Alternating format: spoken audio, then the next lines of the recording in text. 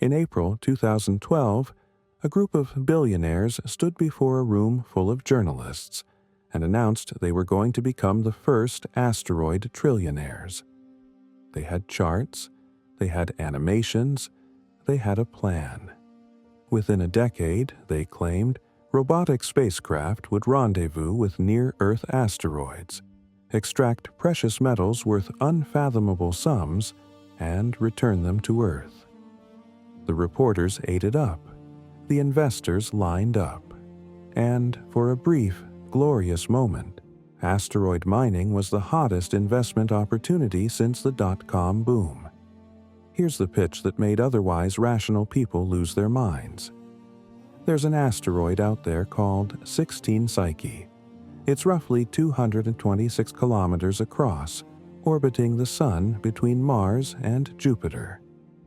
Scientists believe it's the exposed metallic core of a failed planet, stripped of its rocky exterior by ancient collisions. That core is thought to be composed primarily of iron and nickel, with generous helpings of gold, platinum, and other precious metals mixed in. Now, if you do some napkin math based on Psyche's estimated composition and current commodity prices, you arrive at a number that breaks most calculators. 10,000 quadrillion dollars.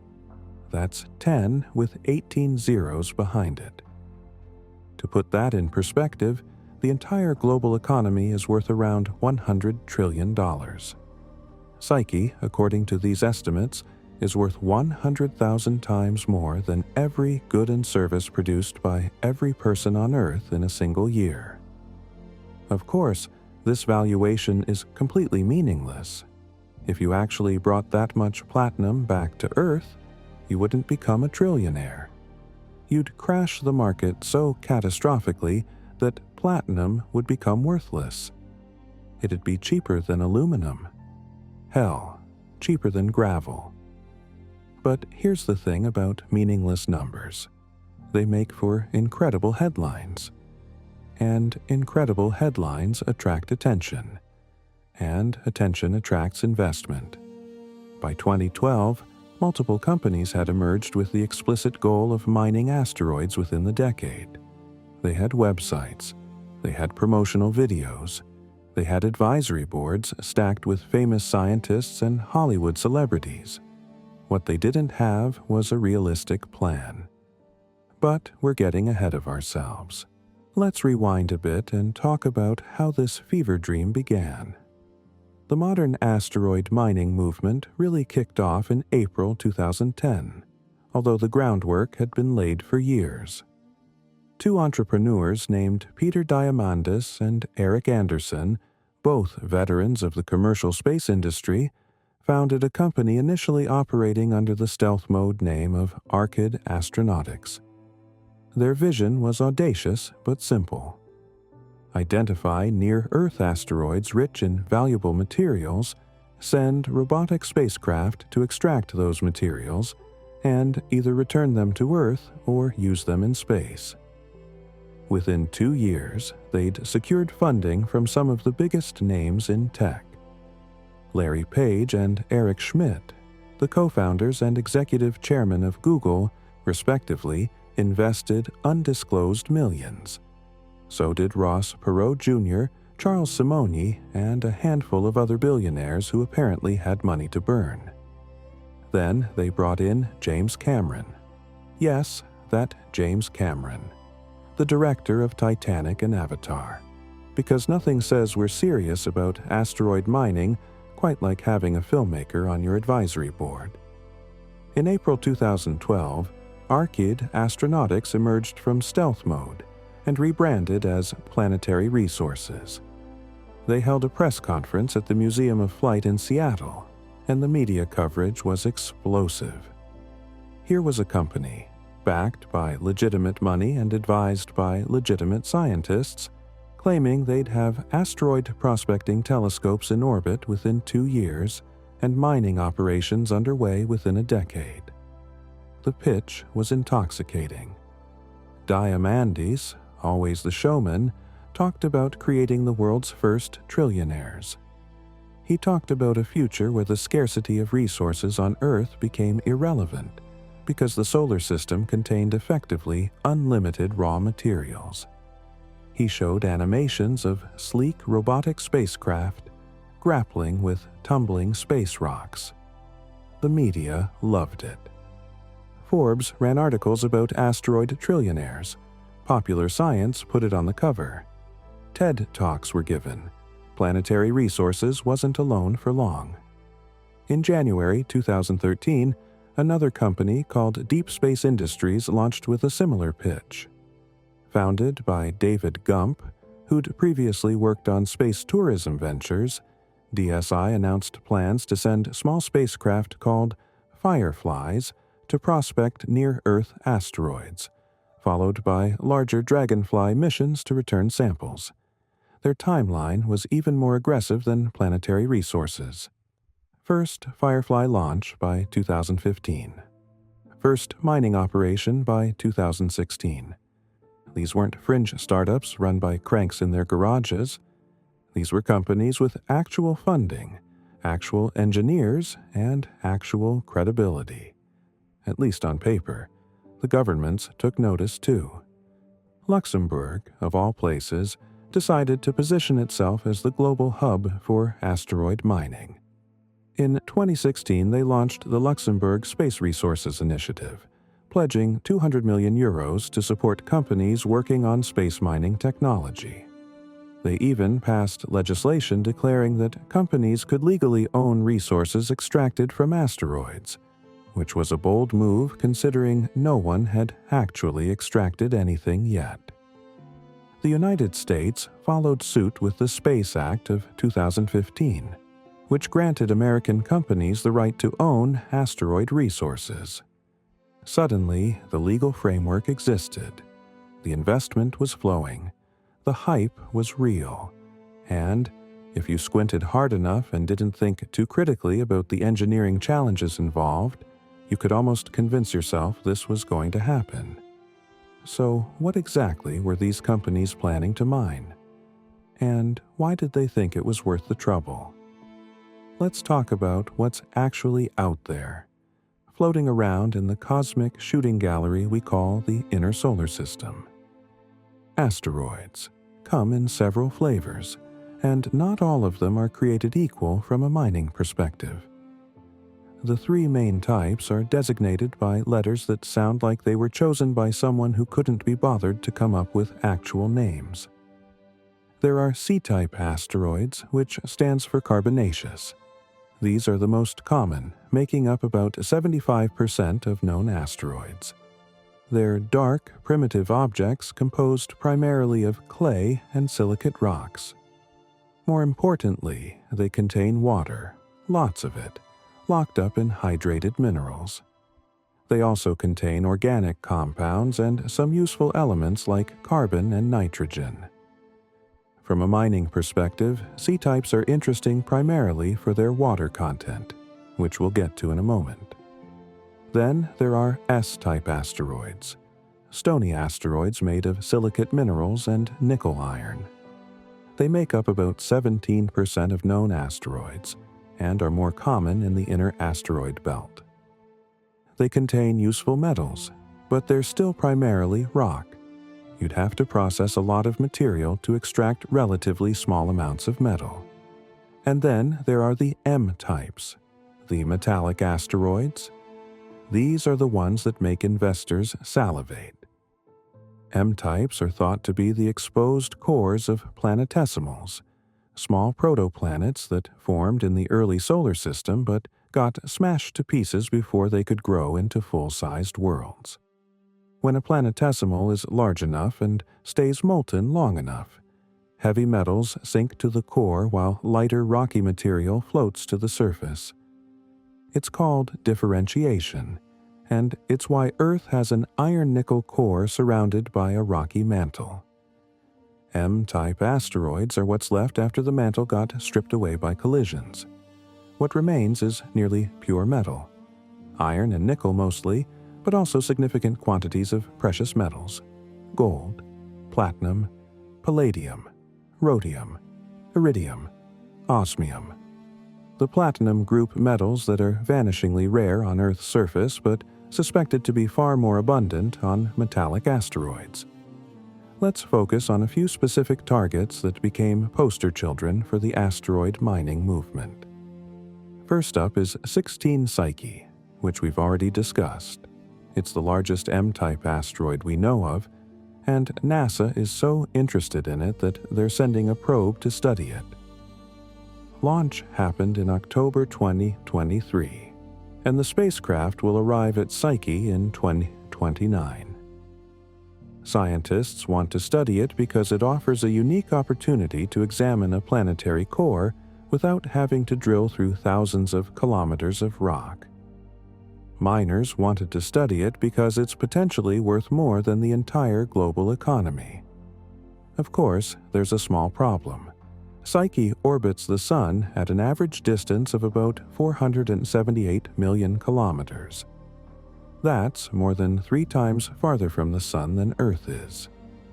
Getting there would require an enormous amount of energy, and getting back would require even more. But we'll get to that later. Then there's 433 Eros, a near-Earth asteroid that's been studied extensively.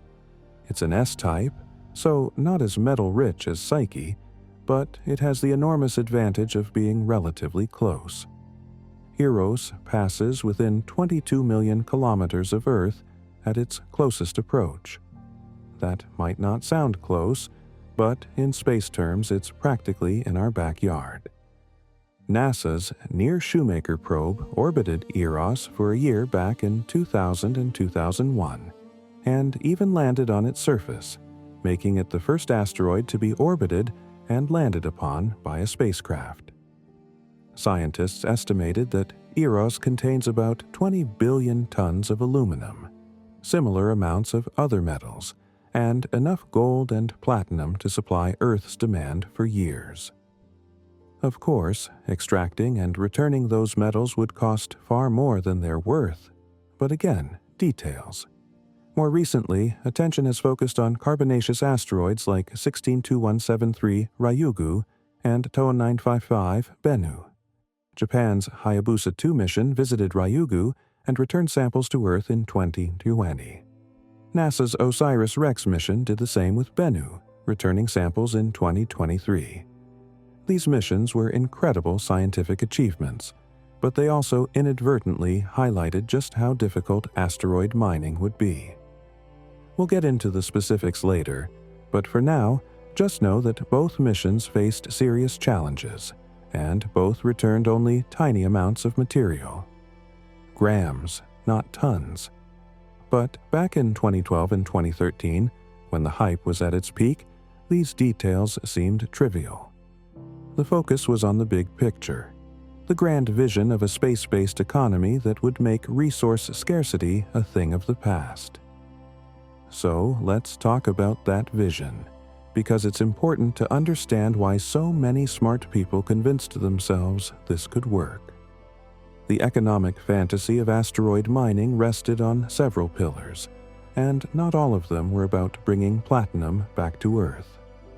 In fact, the more sophisticated proponents understood pretty quickly that returning raw materials to Earth's surface probably didn't make economic sense, at least not in the near term.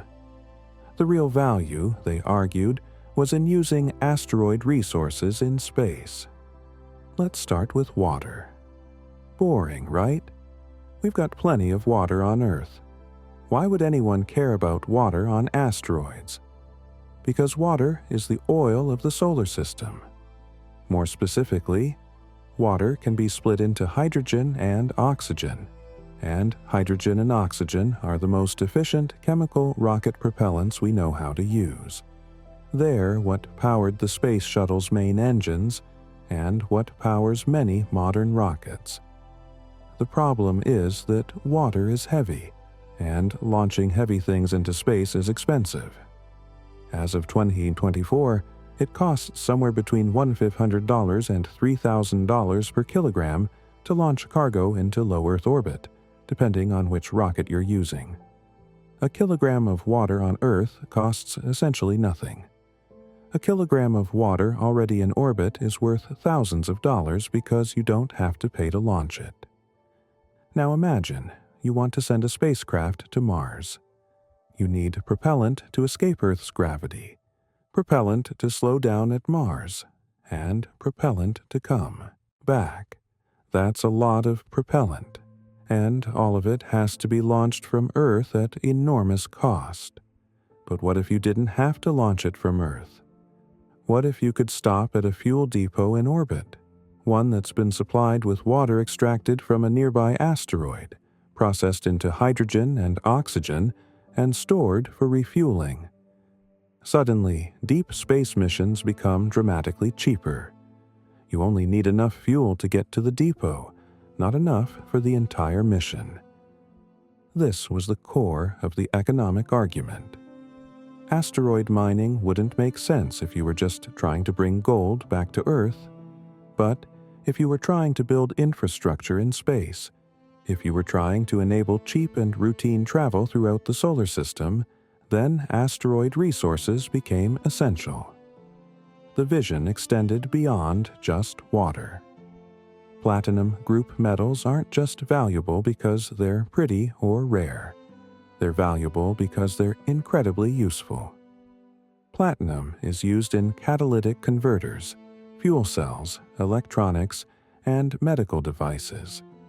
It's a critical industrial material. The same goes for palladium, rhodium, and the others.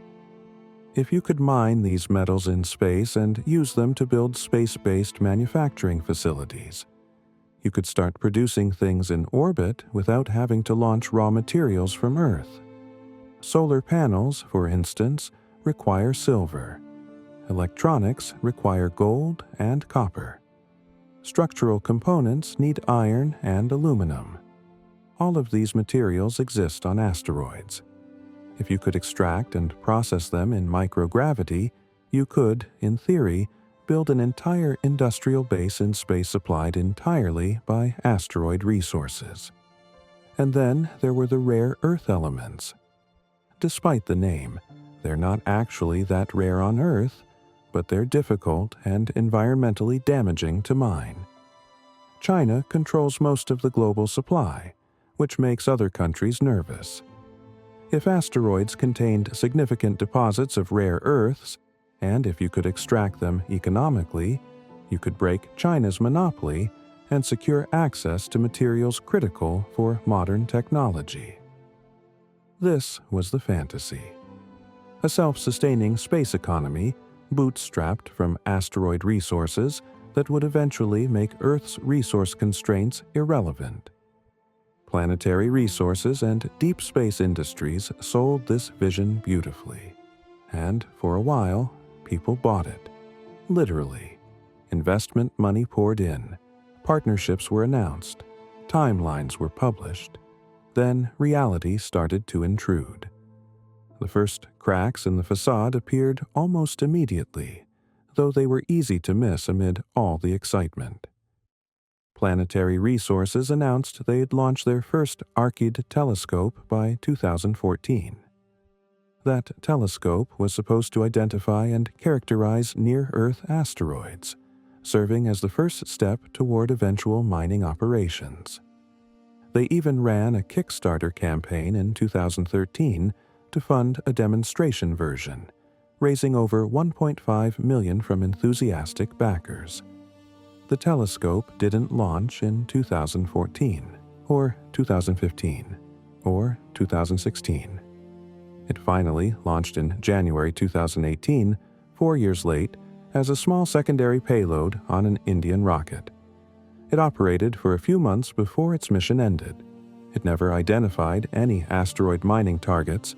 Deep Space Industries was even less successful. Their Firefly spacecraft, which was supposed to launch in 2015, never materialized. Neither did the Dragonfly. In fact, DSI never launched anything at all. Meanwhile, engineers were starting to ask uncomfortable questions. Questions like, how exactly do you mine an asteroid? It turns out that when you actually sit down and work through the engineering, almost nothing about asteroid mining is straightforward.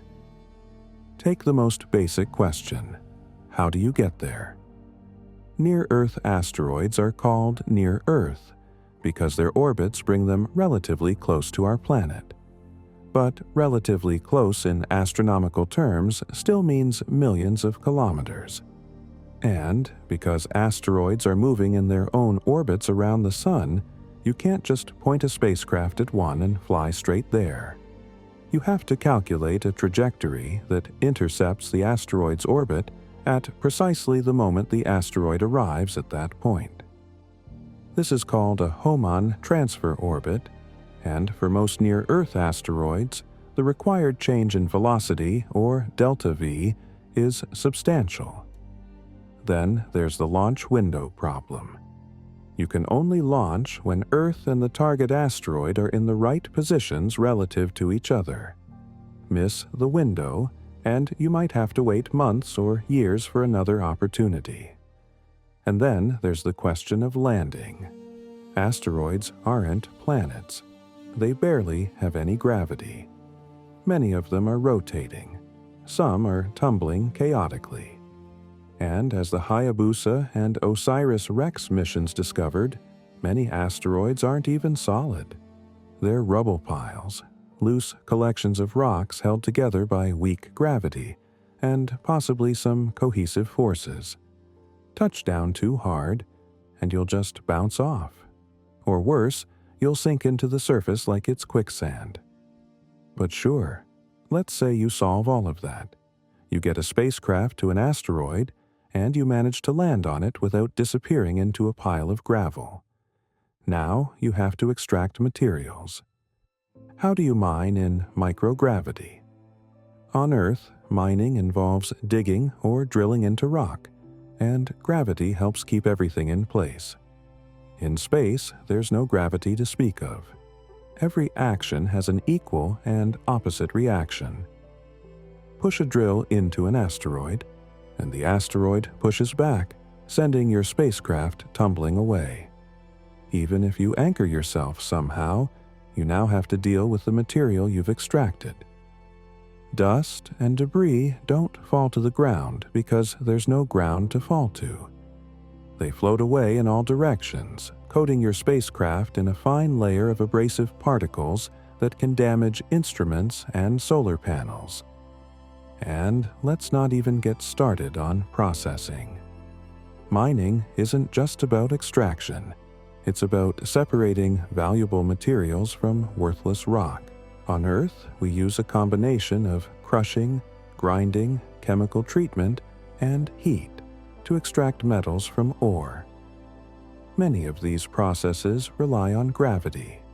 Smelting, for instance, works because molten metal is denser than molten slag, so the metal sinks to the bottom where it can be tapped off. In microgravity, molten metal doesn't sink. It just floats there in a blob. Do you use centrifuges, magnetic separation, something else entirely? And where does the energy come from? Solar panels work, but you're farther from the sun, so they're less efficient. Nuclear reactors would be better, but they're heavy, expensive, and politically contentious. Every problem led to another problem. Every solution created new challenges. And slowly, inexorably, the timelines started to slip. By 2015, it was clear that no one was mining asteroids within a decade. The question was whether anyone would mine asteroids at all. Let's talk about why asteroid mining is so much harder than it sounds. Not in a hand-wavy, well, space is hard kind of way, but in a specific mathematical, this is exactly why it doesn't work kind of way. Because the devil isn't just in the details. The devil is in every single detail, and he's brought friends. We'll start with the most basic problem: getting to an asteroid in the first place. When most people think about traveling to a nearby asteroid, they imagine pointing a spacecraft in the right direction and firing the engines until you get there. That's not how orbital mechanics works. at all. In space, everything is always moving, and everything is moving in an orbit around something else. Earth orbits the Sun. Asteroids orbit the Sun. Your spacecraft orbits the Sun. And unless you have an impossible amount of fuel, you can't just fly in a straight line from one orbit to another. You have to follow what's called a transfer orbit, and the most fuel-efficient type is called a Hohmann transfer. Here's how it works. Your spacecraft starts in Earth's orbit, moving at about 30 kilometers per second relative to the Sun. To reach an asteroid in a different orbit, you have to change your velocity. This change is called delta V, and it's measured in kilometers per second. The amount of delta V you need depends on where the asteroid is and how its orbit differs from Earth's. For a near-Earth asteroid, you might need anywhere from 4 to 10 kilometers per second of delta V. That might not sound like much, but remember, we're talking about change in velocity. You're not traveling 10 kilometers per second. You're already traveling 30 kilometers per second around the Sun. You need to speed up or slow down by an additional 10 kilometers per second, which requires an enormous amount of energy. And here's where the rocket equation comes in to ruin everyone's day. The Tsiolkovsky rocket equation tells us how much fuel we need to achieve a given delta V. The short version is, the faster you want to go, the exponentially more fuel you need. To achieve 10 kilometers per second of delta V with a chemical rocket, you need a mass ratio of about 20 to 1. That means for every kilogram of spacecraft, you need 20 kilograms of fuel. If your mining equipment weighs 10 tons, you need 200 tons of fuel just to get there.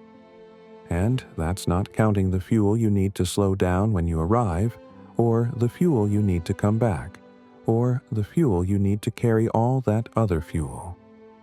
The numbers get absurd very quickly. But let's say you solve the fuel problem.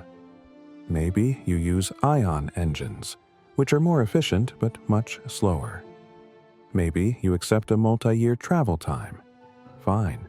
You've reached the asteroid. Now you have to rendezvous with it. Asteroids don't sit still. They're tumbling through space, rotating, sometimes chaotically. You have to match your velocity to the asteroid's velocity, which means more delta V. Then you have to enter orbit around it, assuming it has enough gravity to make orbit meaningful. Many small asteroids don't. Their gravity is so weak that orbital velocity is measured in centimeters per second. Move too fast, and you'll escape. Move too slow, and you'll crash into the surface. Except there isn't really a surface, which brings us to the next problem. For most of the 20th century, scientists assumed asteroids were solid chunks of rock or metal. Then we started visiting them with spacecraft, and we discovered something disturbing. Many asteroids aren't solid at all. They're rubble piles. Collections of rocks, boulders, dust, and gravel loosely held together by their own weak gravity, and possibly some cohesive forces we don't fully understand. The Japanese spacecraft Hayabusa, which visited the asteroid Itokawa in 2005, found a surface covered in loose regolith with almost no solid bedrock.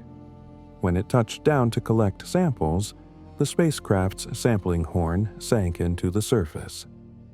The mission team described the asteroid as having the consistency of a sandcastle. Hayabusa's successor, Hayabusa 2, visited the asteroid Ryugu in 2018 and found similar conditions. The surface was covered in boulders and loose material. When the spacecraft fired a small explosive projectile into the surface to create a crater and expose fresh material, the impact sent debris flying in all directions. Some of that debris reached escape velocity and was lost to space. Other pieces entered orbit around the asteroid. In microgravity, there's no air resistance to slow things down. Ejecta just keeps going. But the most dramatic demonstration came from NASA's OSIRIS-REx mission to the asteroid Bennu. When the spacecraft descended to collect a sample in October 2020, its sampling arm pushed into the surface with so little resistance that the spacecraft nearly crashed. The mission team described the surface as having the texture of a ball pit at a children's play area. If they hadn't fired the spacecraft's thrusters to escape, OSIRIS-REx would have sunk into the asteroid and been lost. Think about what that means for mining operations. You can't just land a heavy piece of equipment on the surface. It'll sink. You can't drill without a way to anchor yourself, because the drill will push you away from the asteroid rather than pushing into it. You can't use bulldozers or excavators because there's nothing solid to push against. Every piece of mining equipment ever designed assumes you're working on something solid, in a gravity field strong enough to keep everything in place. Asteroids provide neither. So mining companies started proposing alternative methods. Some suggested using something like a giant bag to capture the entire asteroid, then processing it inside the bag to contain any debris. This ran into immediate problems. How do you get a bag around an irregularly shaped tumbling asteroid? How do you seal it?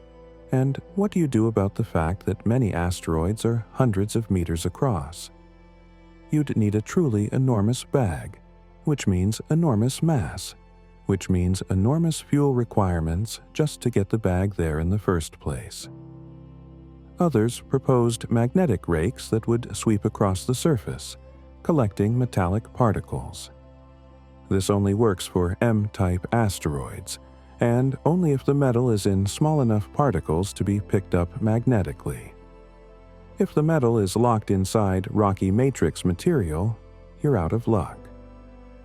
Then there were the heating proposals. Concentrate sunlight onto a portion of the asteroid using mirrors, heat it until the metals melt, then collect the molten metal somehow. Except metals have high melting points. Iron melts at 1538 degrees Celsius. Platinum melts at 1768 degrees. You need a lot of concentrated sunlight to reach those temperatures, which means large mirrors, which means mass, which means fuel. And once you've melted the metal, how do you collect it? In microgravity, it doesn't puddle. It forms floating blobs. You'd need some kind of container to catch it, and that container would need to withstand the temperature of molten metal. The most realistic proposal involved drilling or grinding into the surface while using some kind of anchor to keep the equipment in place. But anchoring is harder than it sounds. You can't just hammer a spike into the ground because there's no ground. You could drill the anchor itself into the surface, but if the surface is loose rubble, your anchor won't hold. You could fire harpoons, which is what the European Space Agency's Philae lander tried when it touched down on Comet 67P in 2014. The harpoons failed to deploy properly, and Philae bounced off the surface, tumbled through space, and eventually came to rest in a shadowed area where its solar panels couldn't generate power. The mission, which had cost over €1 billion, was effectively over. Even if you successfully anchor your equipment and start drilling or grinding, you now have to deal with the debris. On Earth, drilling creates dust and small fragments that fall to the ground. In space, they float away in all directions, and they don't stop. That dust will coat your spacecraft, scratch your solar panels, clog your instruments, and generally make everything more difficult. You need some way to contain it. Some proposals involved drilling inside an enclosed structure, essentially a tent around the work area, but that adds mass and complexity.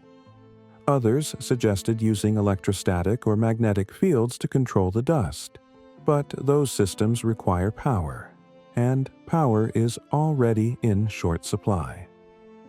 Let's talk about power for a moment, because it's one of those problems that doesn't get enough attention. Mining is energy intensive. On Earth, large mining operations use massive amounts of electricity to run crushers, grinders, conveyor belts, and processing equipment. A typical large-scale mine might use hundreds of megawatts of power. In space, you have two realistic options for power: solar or nuclear. Solar panels work fine near Earth, where the sun is bright. But many asteroids of interest are farther out. The intensity of sunlight follows an inverse square law. At twice the distance from the sun, you get 1/4 the sunlight. At 3 times the distance, 1/9. The main asteroid belt, where many metallic asteroids reside, is about 2.7 times farther from the sun than Earth is. That means you get less than 14% of the solar energy you'd get near Earth. You'd need 7 times as much solar panel area to generate the same amount of power. And solar panels have mass. More solar panels means more mass, which means more fuel to get there, which means exponentially more cost.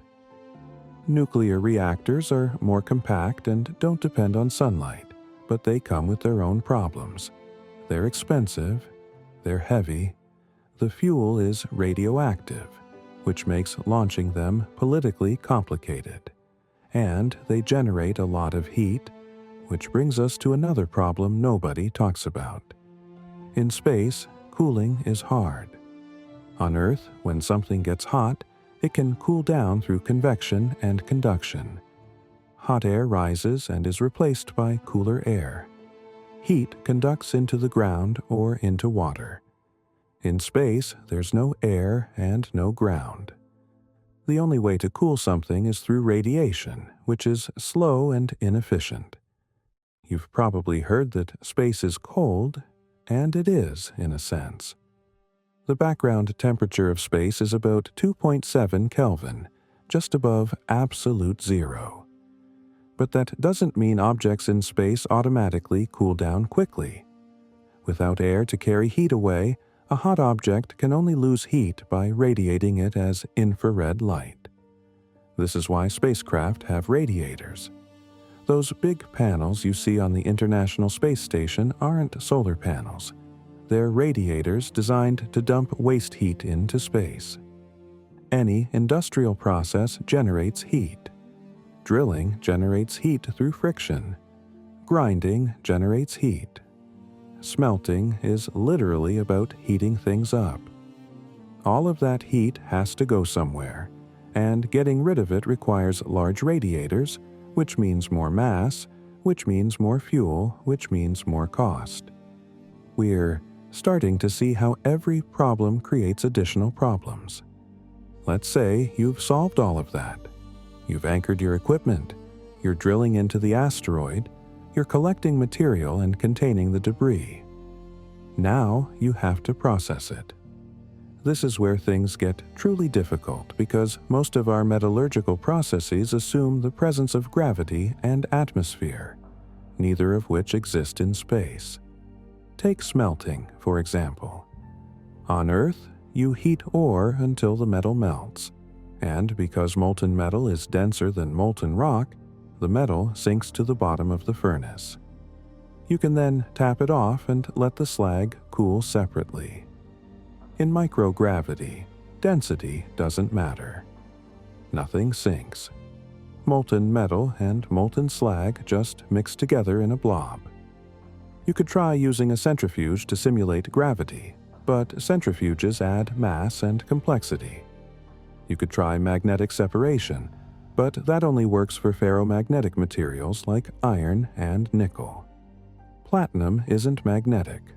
Gold isn't magnetic. Many of the valuable materials you're trying to extract can't be separated magnetically.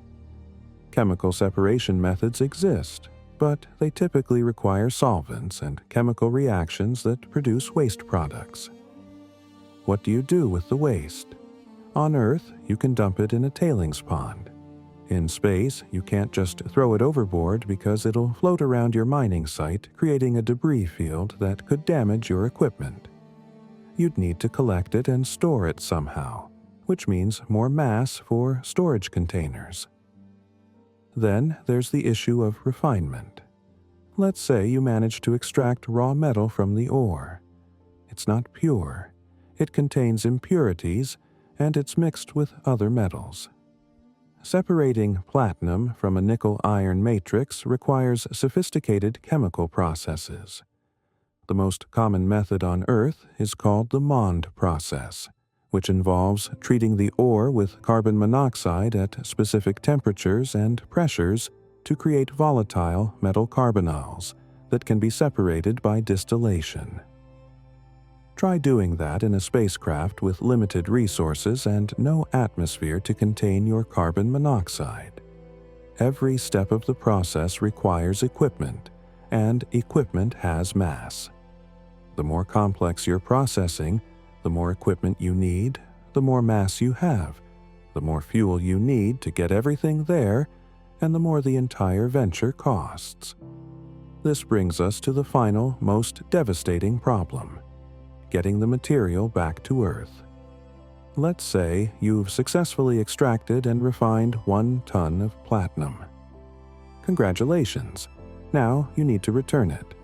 At current prices, platinum is worth about $30,000 per kilogram, so your ton is worth $30 million.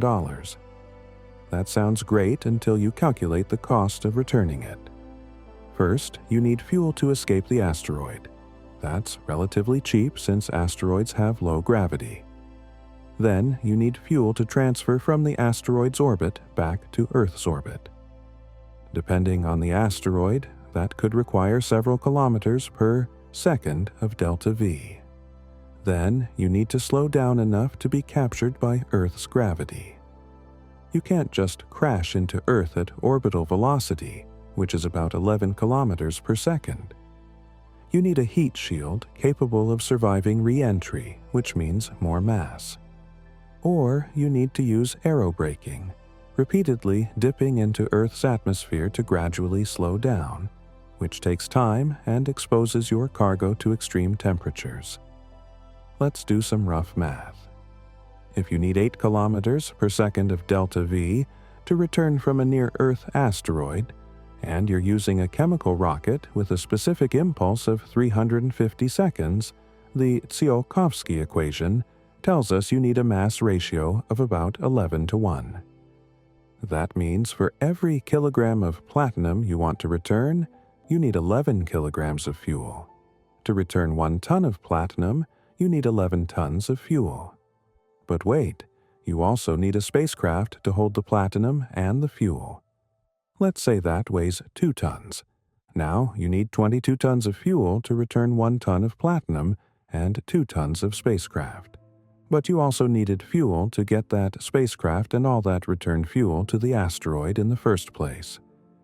If you're bringing the return fuel from Earth, you need fuel to transport the return fuel, and fuel to transport that fuel, and so on. The mass ratios multiply, and very quickly you're looking at needing hundreds of tons of fuel launched from Earth to return 1 ton of platinum. At $2,000 per kilogram to launch into low Earth orbit, and much more to launch into deep space trajectories, you're spending tens or hundreds of millions of dollars on launch costs alone. That's before you account for the cost of the spacecraft, the mining equipment, the processing facilities, the operations team, and the years of development. Your ton of platinum worth $30 million might cost $500 million to retrieve, possibly more. This is why every serious analysis of asteroid mining concludes the same thing. You cannot make money by bringing raw materials back to Earth. The economics don't work. They don't even come close to working. The only way asteroid mining makes economic sense is if you use the materials in space. Water for rocket fuel. Metals for construction. Building infrastructure that never has to be launched from Earth in the first place. But that presents its own chicken and egg problem. You need infrastructure in space to make use of asteroid resources, but you need asteroid resources to build infrastructure in space.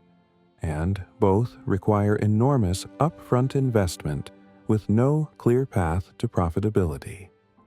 Some proponents argued that you wouldn't return raw materials but refined products. Instead of returning tons of platinum, you'd return small quantities of extremely high-value manufactured goods. Radiation-hardened electronics, perhaps, or exotic alloys. The problem is that manufacturing in microgravity is even harder than mining. You need clean rooms, precision equipment, quality control. You're essentially building a factory in space, which might be the most expensive factory ever constructed. Others suggested that you wouldn't return anything physical at all. Instead, you would use asteroid materials to build giant solar panel arrays in space, then beam the energy back to Earth using microwaves or lasers. This is called space-based solar power, and it's been studied extensively. Every study has concluded it's absurdly expensive and decades away from being practical. As engineers dug deeper into these problems, as they moved from hand-waving to actual calculations, the timelines kept slipping. By 2015, Planetary Resources was no longer talking about mining asteroids within a decade. By 2016, they'd pivoted to building and selling Earth observation satellites. By 2017, they were quietly downplaying the whole asteroid mining thing. The vision of asteroid trillionaires was colliding with the immovable object of physics, and physics was winning. So let's talk about what happened to all those companies that promised to make us asteroid trillionaires. Spoiler alert, none of them did. In fact, most of them don't even exist anymore. But their rise and fall tells us something important about the gap between vision and reality, between what sounds good in a press conference and what actually works in the cold vacuum of space. We'll start with the biggest and most prominent, Planetary Resources. The company was founded in 2010 by Peter Diamandis and Eric Anderson, two entrepreneurs who'd already made names for themselves in the commercial space industry. Diamandis was the founder of the X Prize Foundation, which had offered a $10 million prize for the first private crewed spacecraft to reach space twice within 2 weeks. He was a visionary, a showman, someone who genuinely believed that space was humanity's future, and that the path to that future ran through private enterprise. Anderson was the co-founder of Space Adventures, the company that arranged for wealthy tourists to visit the International Space Station aboard Russian Soyuz spacecraft. He understood how to sell space to rich people, which is a valuable skill when you're trying to convince billionaires to invest in asteroid mining. Together, they created a company initially called Arcid Astronautics, operating in stealth mode while they developed their technology and secured funding. By 2012, they'd lined up an impressive roster of investors. Larry Page, co-founder of Google. Eric Schmidt, Google's executive chairman. Ross Perot Jr., son of the famous billionaire and politician. Charles Simonyi, the Hungarian-American software architect who'd worked at Microsoft and paid millions to visit the ISS twice. These weren't small-time investors throwing around pocket change. These were serious people with serious money, and their involvement gave Planetary Resources instant credibility. Then they recruited the advisory board. In addition to serious scientists and engineers, they brought on James Cameron, fresh off the success of Avatar and his solo dive to the deepest part of the ocean. Cameron's presence did exactly what it was supposed to do. It generated headlines. When Planetary Resources emerged from stealth mode in April 2012, They held their press conference at the Museum of Flight in Seattle, and the media coverage was intense. Here was a company with legitimate funding, legitimate advisors, and a plan that sounded audacious but achievable. Their stated goal was to identify and mine near-Earth asteroids for water and precious metals. The water would be used as rocket fuel. The metals would be used in space or potentially returned to Earth. They'd start by launching a series of space telescopes called ARCID to identify promising targets, then send prospecting missions, and eventually full-scale mining operations. The timeline they presented was aggressive, but not completely insane. First, ARCID telescope in orbit by 2014. Prospecting missions by 2016 or 2017. Mining operations in the 2020s. Diamandis gave interviews where he talked about creating the world's first trillionaires. He talked about making resource scarcity obsolete. He showed animations of sleek spacecraft maneuvering around asteroids. The company's website was slick and professional. They published white papers. They gave TED Talks. Everything about planetary resources screamed legitimacy. In 2013, they launched a Kickstarter campaign to fund a public version of the ARCID telescope called the ARCID 100. The pitch was clever. Back the project, and you could use the telescope to take pictures of anything you wanted. Point it at an asteroid. Point it at another galaxy. Take a space selfie by holding up a photo of yourself in front of the telescope's camera. The campaign raised over $1.5 million from more than 17,000 backers. It was one of the most successful space-related crowdfunding campaigns ever. Then came the partnership with Luxembourg. In 2016, the tiny European nation announced it was investing $28 million directly into planetary resources and pledging additional support for the asteroid mining industry. Luxembourg was positioning itself as a global hub for space resources, and Planetary Resources was their flagship company. The government even passed legislation establishing that private companies could legally own resources extracted from asteroids. This was a big deal. It meant that at least one country was taking asteroid mining seriously enough to create a legal framework for it. Everything looked great. On paper, Planetary Resources was thriving, but behind the scenes, things were falling apart. The ARCID 100 telescope, which was supposed to launch in 2014, didn't launch in 2014, or 2015, or 2016.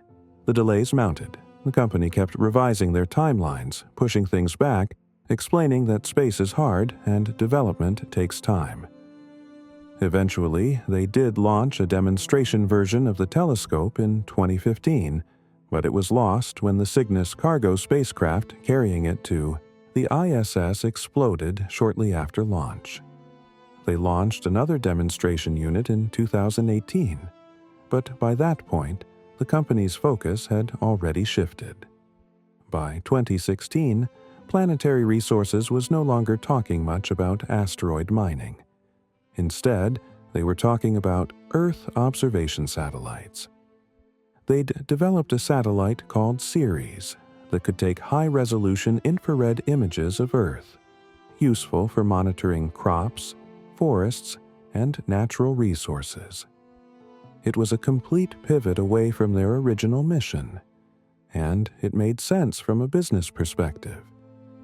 Earth observation is a real market with real customers willing to pay real money.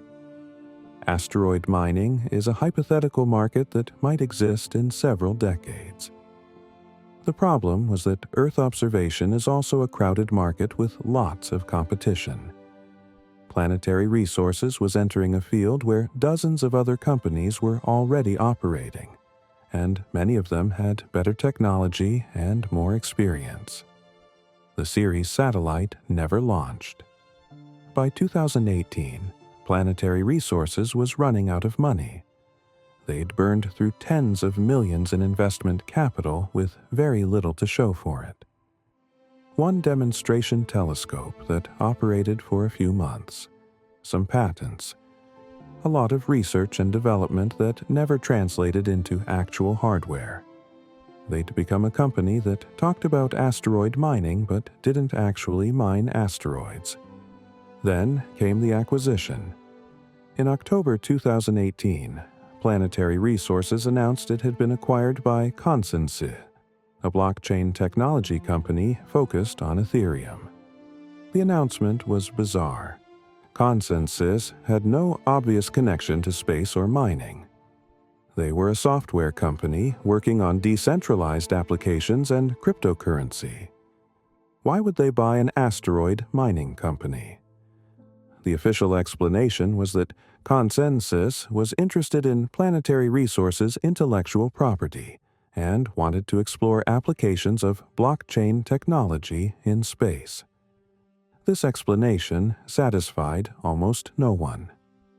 The terms of the acquisition were not disclosed, but industry insiders suspected that Planetary Resources was essentially bankrupt and was acquired for next to nothing. Consensys got whatever patents and technology the company had developed and presumably some of their engineering talent. What happened after that is murky. Consensys never did anything meaningful with Planetary Resources. There were no product launches, no new space telescopes, no asteroid missions. By 2020, Planetary Resources had effectively ceased to exist. Their website went offline. Their social media accounts went silent. The company that had once promised to create the world's first trillionaires had quietly disappeared, leaving behind nothing but press releases and unfulfilled promises. Where did all the money go? Mostly into salaries, research, and development that never reached production. Planetary Resources employed dozens of engineers and scientists. They designed spacecraft and telescopes. They conducted studies and simulations. All of that costs money, and none of it generates revenue unless you actually launch something and sell a product or service. The company spent years in development without ever reaching the point where they could generate income. Eventually, the investors lost patience, the money ran out, and that was it. Now, let's talk about Deep Space Industries, the other major asteroid mining company founded in this era. DSI launched in January 2013, less than a year after Planetary Resources went public. Founded by David Gump, who'd previously worked on space tourism ventures, DSI made even bolder promises than Planetary Resources.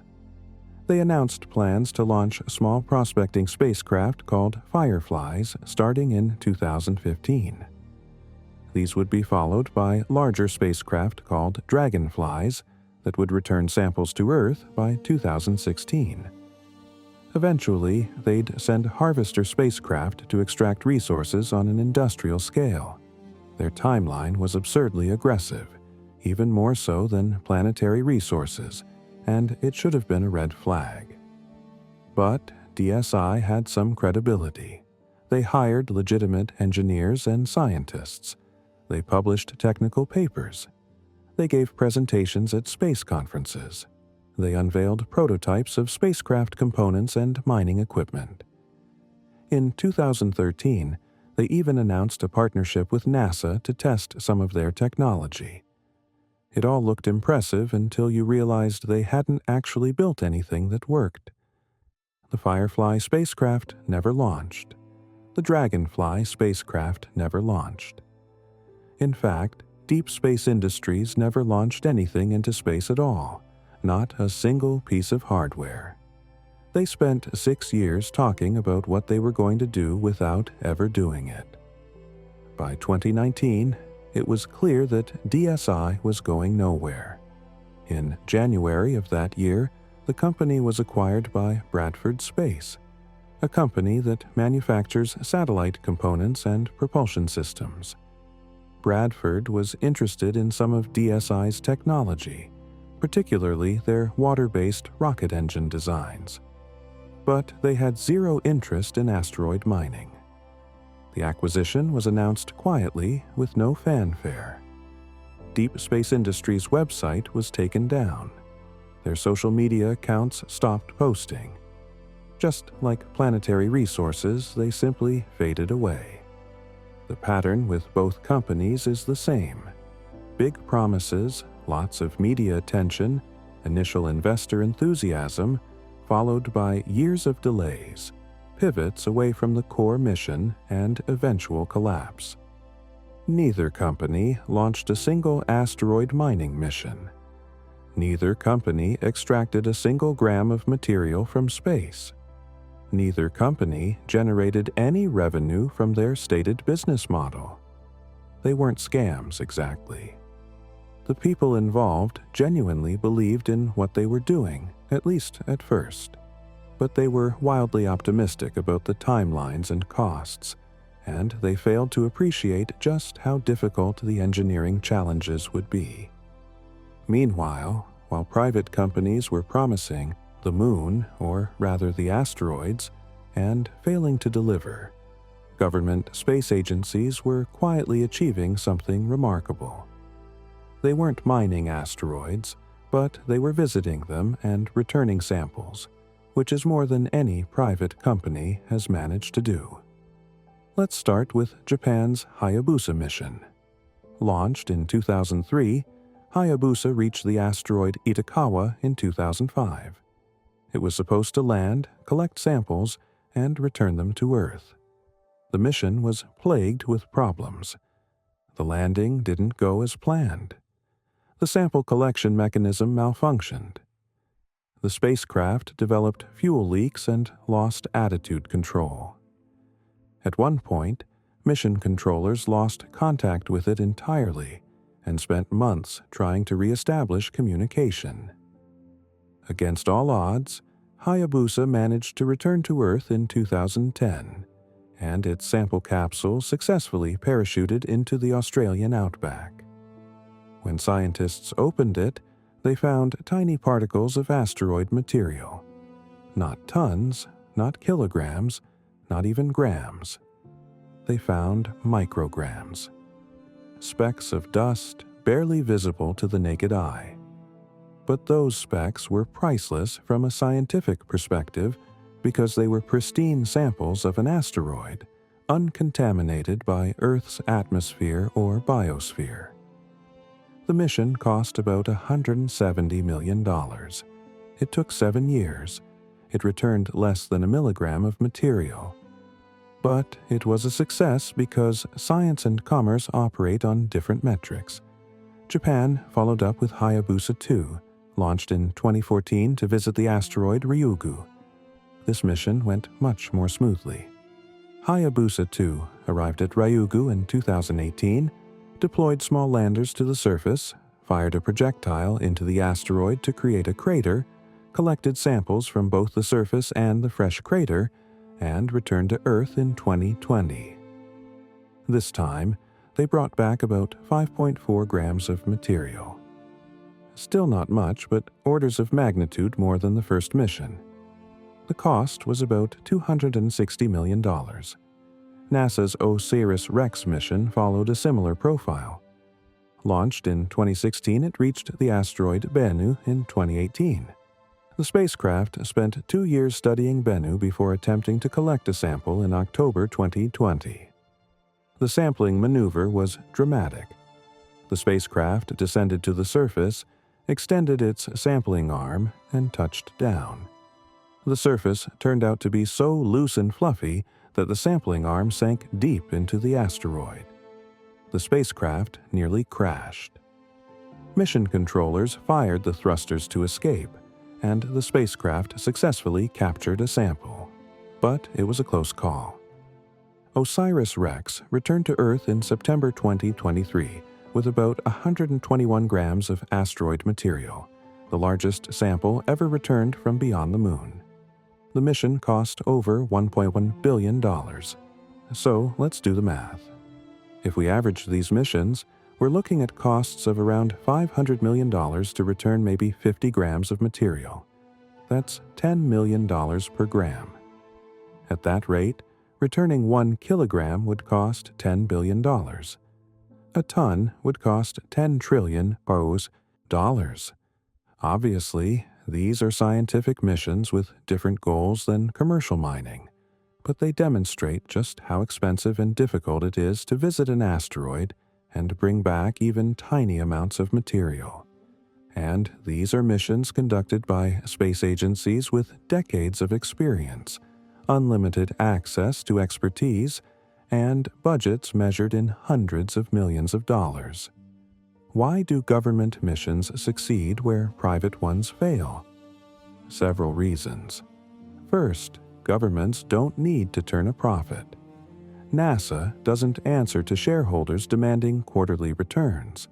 They can take their time, plan carefully, and accept delays without worrying about running out of investment capital. Second, government missions have clear, achievable goals. Hayabusa 2 wasn't trying to mine Ryugu. It was trying to collect a sample and return it. That's a hard task, but it's well defined. Planetary Resources never had a clear first step.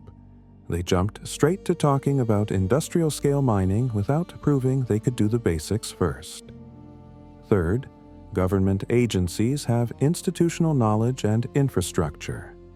NASA and JAXA can draw on decades of mission experience. They have deep space communication networks, mission control centers, and teams of engineers who've done this before. Private companies have to build all of that from scratch. So, where does that leave us today? Are there any asteroid mining companies still operating? Sort of. Not many, and the ones that remain have learned from the failures of Planetary Resources and deep space industries. They're more cautious, less flashy, and much more realistic about timelines. TransAstra is one example. Founded by Joel Sercel, who has a PhD in aerospace engineering and worked at NASA's Jet Propulsion Laboratory, TransAstra is developing a concept called optical mining. The idea is to use concentrated sunlight to heat asteroid material, vaporize volatiles like water, and collect them. It's a clever approach that avoids some of the mechanical problems of drilling and grinding. But TransAstra is still in the early research and development phase. They've done ground tests and simulations, but they haven't launched anything. Their timeline for actual missions is measured in decades, not years. And they're very careful to emphasize that their initial focus is on propellant production in space, not bringing materials back to Earth. Then there's Astroforge, a newer company founded in 2022 that's taking a different approach. Instead of trying to return raw asteroid material, they want to refine platinum group metals in space and return only the purified metal. They argue this solves the mass problem because refined platinum is much more valuable per kilogram than raw ore. They've raised about $13 million in funding as of 2024, which is a fraction of what Planetary Resources raised, and they're being much more cautious about their claims. Astroforge launched a technology demonstration satellite in 2023 to test their refining process in Earth orbit. That satellite failed to establish contact after launch and was lost. They plan to launch another demonstration mission, but as of now, they haven't proven their technology works. Even if it does, they're still years away from attempting an actual asteroid mission. China is also rumored to be interested in asteroid mining, but details are scarce. The China National Space Administration has discussed plans for asteroid missions, and Chinese researchers have published papers on asteroid resource utilization. But there are no confirmed missions or timelines. It's possible China is pursuing this quietly, but it's equally possible They're just doing preliminary research like everyone else. The investment landscape has changed dramatically since the early 2010s. Back then, asteroid mining was hot. Investors were excited. The media was excited. Money flowed freely. Today, the enthusiasm has cooled. Investors have seen what happened to planetary resources and deep space industries, and they're much more skeptical. The companies that are still trying to raise money have to work much harder to prove their technology and business models are viable. Venture capital firms that specialize in space are focusing on more near-term opportunities: satellite manufacturing, launch services, Earth observation, communications. These are businesses that generate revenue today, not hypothetical businesses that might generate revenue in 30 years. Some investors are still interested in asteroid mining as a long-term bet, but they're no longer writing checks for hundreds of millions of dollars.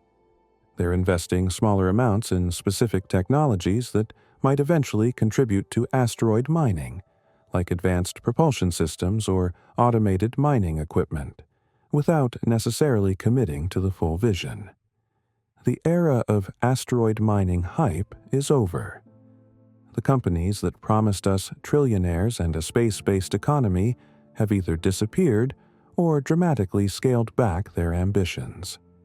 What remains are a few small, cautious ventures that are trying to solve one piece of the puzzle at a time, and government science missions that bring back grams of material at costs that would make any commercial operation bankrupt. The dream hasn't died entirely, but it's been beaten into something much more modest and much further in the future than anyone imagined in 2012. So, if asteroid mining is such a disaster economically, why do people still talk about it? Why do engineers still write papers about it? Why does NASA fund research into asteroid resource utilization? Because there's one scenario, one specific use case where the economics might actually work. Not bringing platinum back to Earth. Not creating asteroid trillionaires. Something much more boring but potentially achievable. Mining water to make rocket fuel. Let's talk about why water might be the key to everything. Water doesn't sound exciting. We have plenty of it on Earth. It's cheap, abundant, and falls from the sky for free. But water in space is a different story entirely. Water can be split into hydrogen and oxygen through a process called electrolysis. You run an electric current through water, and it breaks apart into its constituent elements. Hydrogen and oxygen happen to be excellent rocket propellants.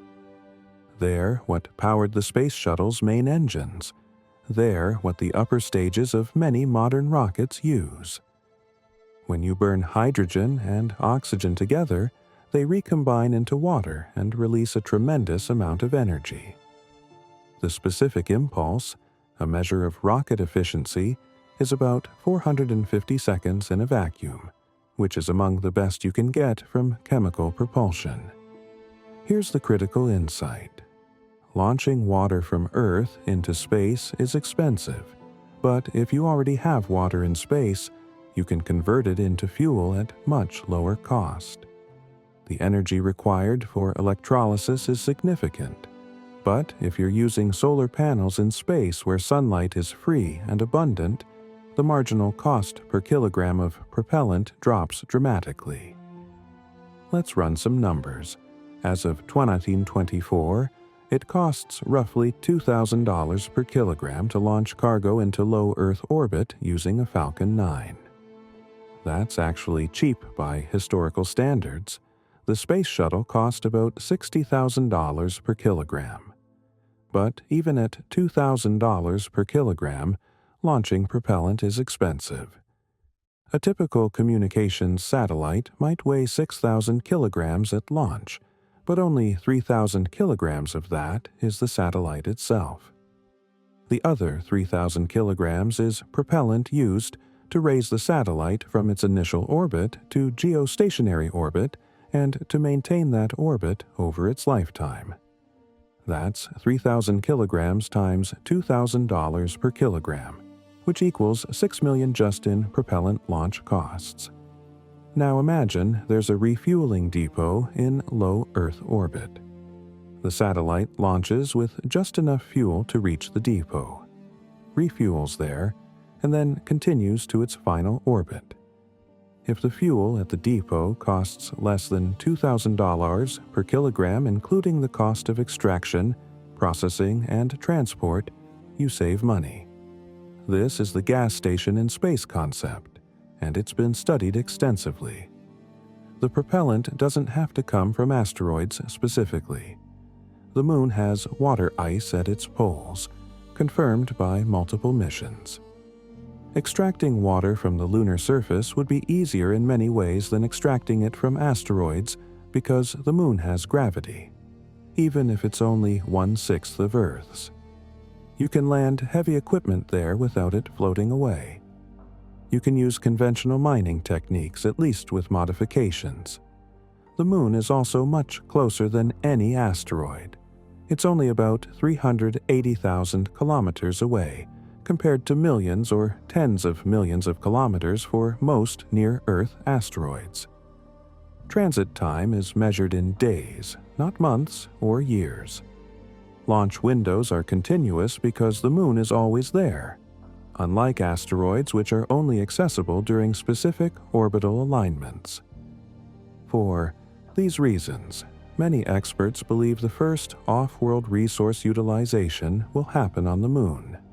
Not asteroids. But the Moon has disadvantages too. Its gravity well, while shallow, still requires energy to escape. Launching propellant from the lunar surface into orbit requires about 1.8 kilometers per second of delta V. That's much less than Earth's 9.4 kilometers per second, but it's not nothing. Asteroids, especially small ones, have almost no gravity. Once you've extracted and processed the water, you barely need any energy to move it somewhere else. There's also the question of accessibility. Lunar water is concentrated at the poles in permanently shadowed craters where temperatures drop to 40 Kelvin. Mining in perpetual darkness at temperatures that would freeze carbon dioxide solid presents its own challenges. Some near-Earth asteroids are made of carbonaceous material that contains up to 20% water by mass, distributed throughout the body. In theory, you could heat the asteroid material, collect the water vapor, and condense it. No drilling required. So, which approach wins? Moon or asteroids? The honest answer is we don't know because we haven't tried either one at scale. NASA is planning to establish a sustained presence on the Moon through the Artemis program, with one of the goals being to demonstrate in situ resource utilization, or ISRU. If they can prove that lunar water can be extracted economically, that might solve the near-Earth propellant problem and eliminate the need for asteroid water entirely. But if lunar extraction proves too difficult or expensive, asteroids remain a backup option. There's another consideration: orbital mechanics. The Moon is in Earth's gravity well. To reach Mars or the outer solar system, you have to climb out of that well. Some asteroids have orbits that make them easier to reach from certain trajectories than the Moon. If you're planning a Mars mission, it might be more efficient to refuel at an asteroid that's along the way rather than detouring to the Moon. This has led to proposals for a network of propellant depots scattered throughout the inner solar system, positioned at strategic locations like Earth-Moon Lagrange points, Mars transfer orbits, and near specific asteroids. Spacecraft would hop from depot to depot, refueling as needed, rather than carrying all their propellant from Earth. It's a beautiful vision, but we're decades away from implementing it. So let's talk about what would actually need to happen for any of this to become real. First, and most fundamentally, space access needs to become routine and cheap. We've made progress on this.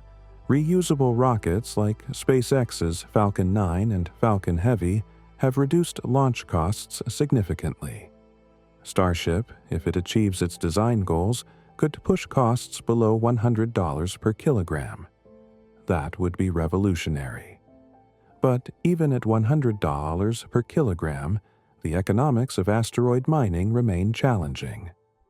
You still need to launch all your equipment, all your infrastructure, all your supplies.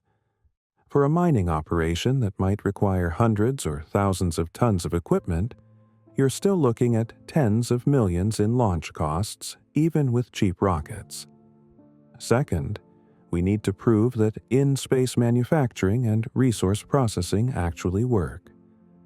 We've done small-scale demonstrations on the ISS, 3D printing, metal solidification experiments, crystal growth. But we've never operated a full industrial process in space. We don't know if smelting, refining, and fabricating can be done reliably and economically in microgravity. Until someone builds a working prototype and operates it for months or years, it's all theoretical. Third, there needs to be demand. This is the chicken and egg problem that everyone talks about. Why mine asteroids if there's no market for the resources? But why build infrastructure in space if there are no resources to support it? You need both simultaneously, which requires enormous upfront investment with no guarantee of return. The only way to break this deadlock is if someone with very deep pockets decides to fund the entire bootstrapping process as a long-term bet. That someone is probably a government, not a private investor, because the timescales and risks are too great for commercial entities. China might do it, the US might do it through NASA. Europe, India, or a consortium of nations might do it. But it would require a commitment on the scale of the Apollo program. Tens of billions of dollars over decades, spent not for profit but for strategic positioning and national prestige. Fourth, we need sustained human presence beyond Earth. If people are living and working on the Moon or Mars permanently, they'll need resources: water for drinking, oxygen for breathing, metals for construction, fuel for transportation. Bringing all of that from Earth would be prohibitively expensive. Local resource utilization becomes not just economically attractive, but practically necessary. This is why most realistic scenarios for asteroid mining assume it happens after we've already established bases elsewhere. You mine asteroids to support those bases, not to get rich bringing platinum back to Earth.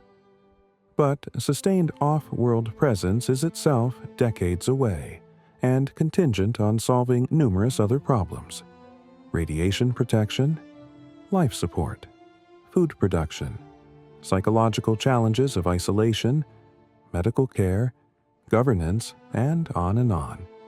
Even with all of that in place, the economics are sobering. Let's look at some actual cost estimates from people who've done the math carefully. A 2012 study by the Keck Institute for Space Studies examined the feasibility of capturing a small near-Earth asteroid and bringing it into lunar orbit where it could be studied and mined. They estimated the cost at about $2.6 billion. That was for a very small asteroid, maybe 7 meters across and 500 tons in mass, and they were just moving it, not mining it.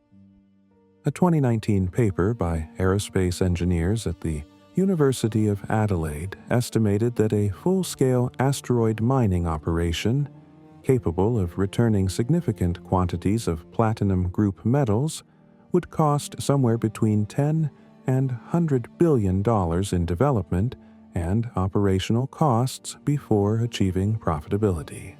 That's a staggering sum. For comparison, The Manhattan Project cost about $30 billion in today's dollars. The Apollo program cost about $260 billion. Building the International Space Station cost roughly $150 billion. Asteroid mining would rank among the most expensive engineering projects in human history. And unlike those other projects, there's no guarantee it would work. These estimates assume everything goes right. No major technical failures, no cost overruns, no delays. Anyone familiar with the large aerospace projects knows that everything never goes right. Costs routinely double or triple. Schedules slip by years. The James Webb Space Telescope was supposed to cost $1 billion and launch in 2011. It actually cost $10 billion and launched in 2021. Extrapolate that kind of overrun to asteroid mining, and you're potentially looking at hundreds of billions of dollars. Who's going to fund that? Governments could, in theory, but they'd need a compelling reason. During the Cold War, the U.S. spent enormous sums on space because it was a proxy competition with the Soviet Union. What's the equivalent motivation today? National security, economic advantage, scientific discovery? Maybe, but the political will doesn't seem to exist, at least not yet. Private investors won't do it because the return on investment is too uncertain and too far in the future. Even the most patient venture capital firms expect returns within 10 to 15 years. Asteroid mining is a 30 to 50-year bet, assuming it works at all. No investor in their right mind would commit billions to that. Some people argue that rapidly falling launch costs will change the equation. If Starship achieves its goals and other companies develop similar systems, maybe launches become cheap enough that asteroid mining becomes feasible. Let's test that assumption. Suppose launch costs drop to $50 per kilogram, which would be extraordinarily cheap by current standards. You want to send a 100-ton mining spacecraft to an asteroid. That's $5 million in launch costs. Great. That's affordable. But you also need to launch propellant, spare parts, supplies, and probably multiple spacecraft, because redundancy is important when you're operating millions of kilometers from Earth. Let's say you need to launch 500 tons of stuff total. That's $25 million, still manageable. But then you need to operate the mission for years. Mission control, communication, engineering support, administration. NASA's Mars rovers cost hundreds of millions to operate over their lifetimes. Your mining operation is more complex than a rover and operating much farther away. Add another $500 million in operational costs over 10 years. Now you're at $525 million and you still haven't made $1 of revenue. You need to extract enough valuable material to not only cover that $525 million but also generate a profit large enough to justify the risk. If you're extracting platinum, you need to return at least 17 tons to break even at current prices, assuming the market doesn't crash when you flood it with supply. Except, as we calculated earlier, returning 17 tons of platinum might require hundreds of tons of propellant, which you'd have to launch from Earth or manufacture in space, both of which cost money. The numbers spiral out of control very quickly.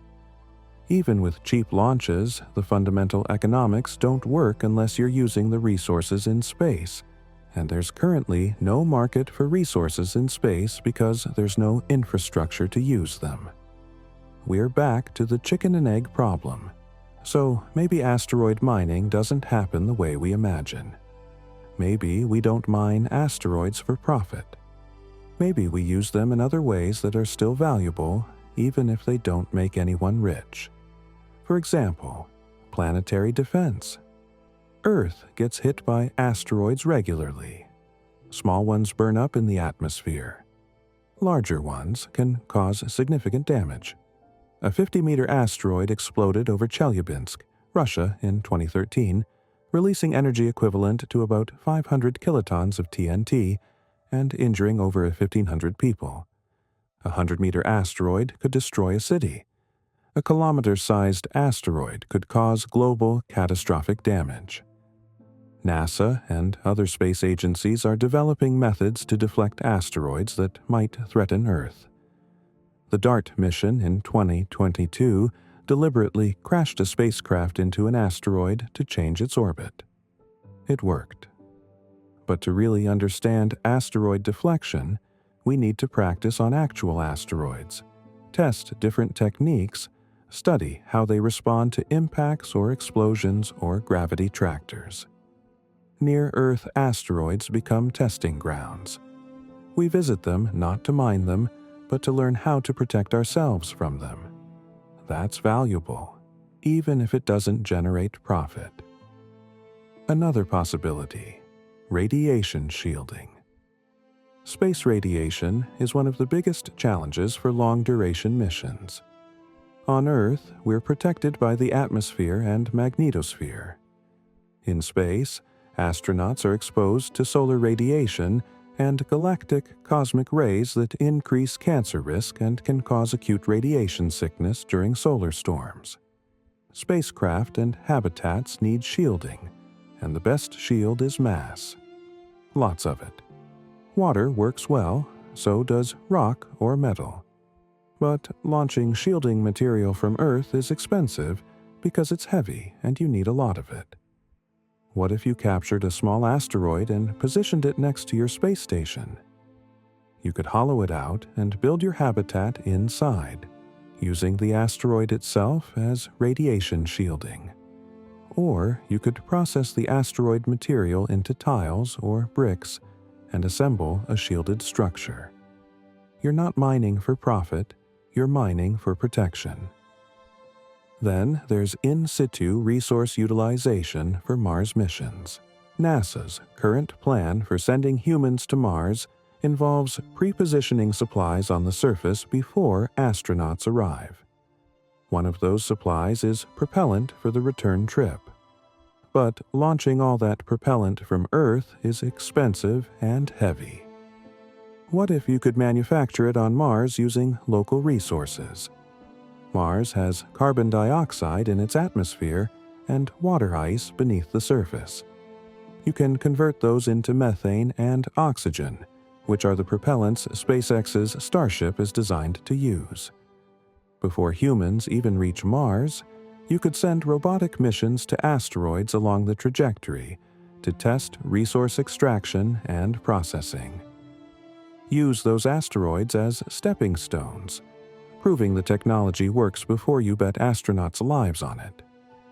None of these applications make anyone rich, but they're all useful, and they all involve asteroids. Maybe that's the future. Asteroids as tools and resources for exploration, not as sources of profit. So where does this leave us? What's the realistic timeline for asteroid mining, if it happens at all? The brutal truth is that asteroid mining, as originally envisioned, probably isn't happening in our lifetimes. The companies that promised it within a decade have failed. The economics don't work. The technology is decades away from maturity. The infrastructure doesn't exist and won't exist for a long time. Asteroid mining has joined a long list of technologies that are perpetually 20 years away. Nuclear fusion has been 20 years away since the 1950s. Mars colonies have been 20 years away for decades. Flying cars, seasteading, brain-computer interfaces that actually work, the list goes on. These aren't impossible technologies. They're just much harder than enthusiasts believe, and the gap between laboratory demonstration and commercial viability is enormous. For asteroid mining to become real, several things would need to change dramatically. First, energy costs would need to drop by orders of magnitude. If we had cheap, abundant energy in space, through fusion reactors or ultra-efficient solar panels or something we haven't invented yet, many of the problems become easier. You could afford to process low-grade ore. You could manufacture complex equipment in space. Energy is the ultimate bottleneck. Second, propulsion would need to improve radically. Chemical rockets are inefficient. Even with perfect optimization, the tyranny of the rocket equation limits what you can do. Nuclear propulsion, fusion drives, antimatter. Something with much higher specific impulse would make reaching and returning from asteroids far cheaper. We've studied some of these concepts for decades, but none are close to operational. Third, autonomy and robotics would need to advance to the point where you could operate a mining facility with minimal human intervention. Sending humans to asteroids is extraordinarily expensive and dangerous. Robotic missions are cheaper, but current robots are slow, fragile, and need constant supervision from Earth. The communication delay alone is a problem. Light takes minutes to reach an asteroid and return, making real-time control impossible. You need robots smart enough to handle unexpected situations on their own. We're making progress on AI and robotics, but we're not there yet. Fourth, and maybe most speculatively, we'd need something like a space elevator or orbital ring, infrastructure that makes getting to and from orbit cheap and routine. If you could ride an elevator to space for the cost of a long-distance flight, everything changes. Launch costs drop to near zero. You can send up massive amounts of equipment and supplies. The economics of space industry become completely different. Space elevators are theoretically possible, but the materials science isn't there. We'd need carbon nanotubes or something with similar strength-to-weight ratio, manufactured in kilometer lengths with no defects. We can make short lengths in laboratories, but scaling up to what's needed is an unsolved problem. Maybe in 50 years, maybe in 100, maybe never.